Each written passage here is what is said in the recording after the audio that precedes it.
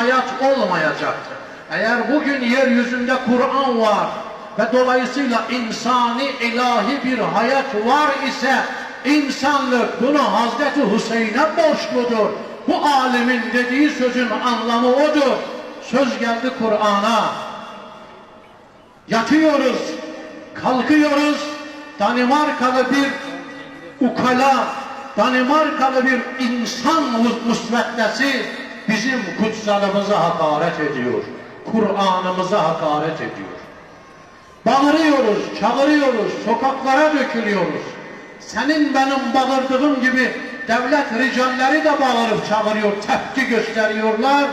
Bir sonraki gün İsveç'ten bir insan musveddesi, insan değil, insan musveddesi kalkıyor, basının, polisin eşliğinde bizim kutsalımıza hakaret ediyor.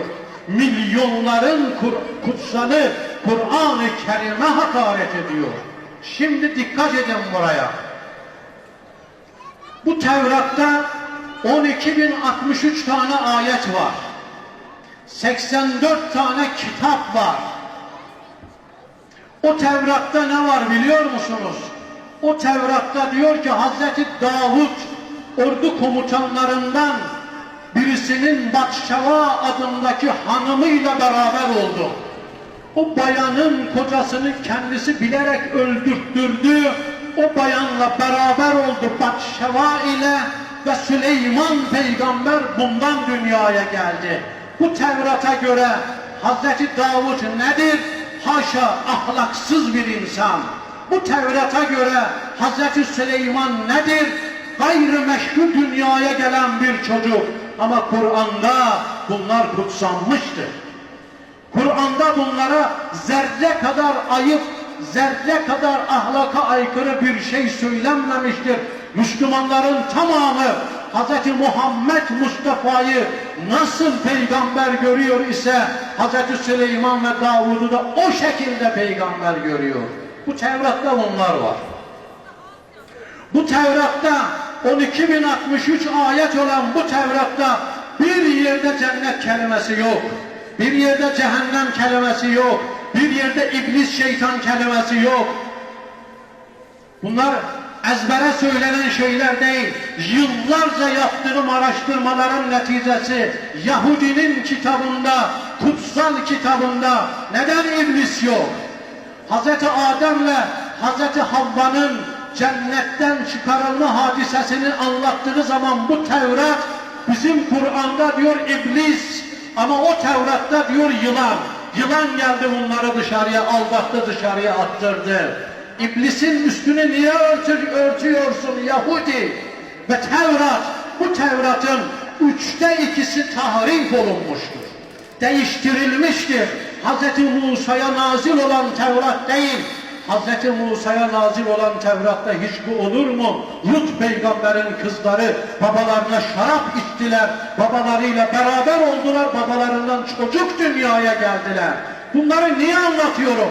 Müslümanlar bu Tevrat'ı böyle bilmelerine rağmen bu Tevrat'a bile hakareti günah kabul ediyor. Sen hangi hakla kalkıp milyonların kutsalı Kur'an'a hakaret ediyorsun? Biz o Tevrat'a bile hakaret etmeyi günah kabul ediyoruz.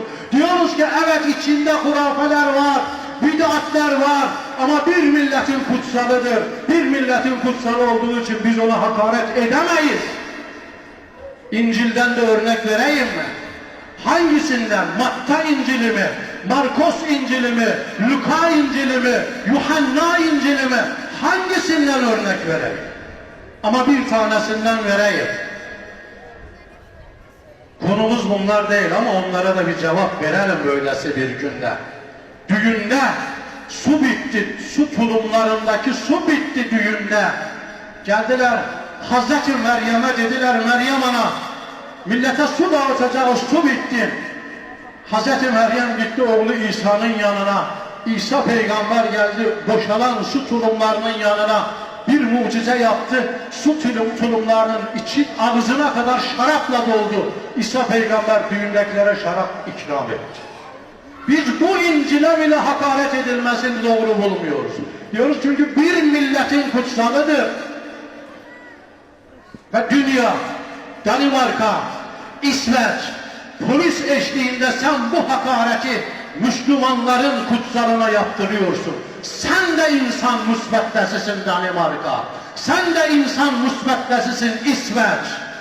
Şimdi madalyonun diğer tarafına bakalım. Ben Mehdi Aksu olarak, bir Müslüman olarak burada tepkimi dile getireyim. Sen sokakta sıradan bir vatandaş olarak, sosyal medyada bir vatandaş olarak Kur'an'ına, kutsalına yapılan hakarete tepkini göster. Peki halkı Müslüman olan devletlerin yöneticileri, bütün dünyadaki Müslüman milletlerin devletlerini istisnasız diyorum.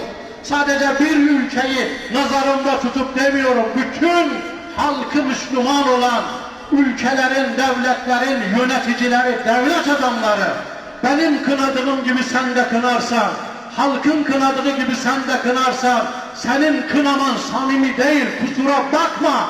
Konsoloslukları kapatırsansa, o ülkelerle ticari siyasi ilişkilerini kesersense, o zaman Müslümanlar senin kınamanın samimi olduğunu görürler.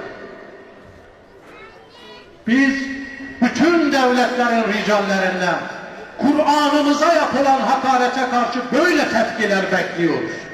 Böyle sembolik, yüzeysel, cümlelerle kınama mesajları bu İslam alemini tatmin etmez. Çünkü aynı kınama mesajının daha fazlasını sokaktaki halk zaten yapıyor. Sen, ben, o zaten yapıyoruz. Ama ellerinde yetki olan insanların ciddi yaptırımlar yapmaları lazım ki bir başka ülkenin içinde bir başka müptezel insan müsveddesi milyarların bakın kutsalına hakaret etmeyi bile akıllarından geçirmemeliler. Çünkü sık karşılaşıyoruz Kur'an'a hakareti, sık görüyoruz. Bunlarla karşılaşmamak için ciddi yaptırımlara gerek vardır.